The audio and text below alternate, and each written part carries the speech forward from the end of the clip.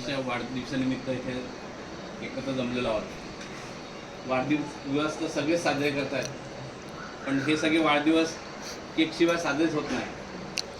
आपण थोडंसं मंडळातले सगळ्यांनी विचार केला की आपण आपल्या पद्धतीनुसार वाढदिवस कसा साजरा करता येईल, आणि त्यानुसार आज जवळजवळ हा 10वा का 11वा वाढदिवस असेल।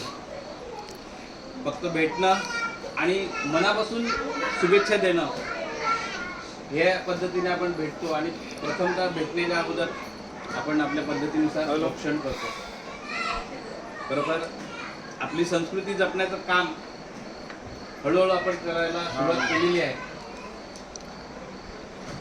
जसा प्रवाह येतो तसं वाहत जाणं हे वेगळं, आणि आपलं काय आहे ते समजून घेऊन त्या पद्धतीने करणं हे देखील वेगळं असतं।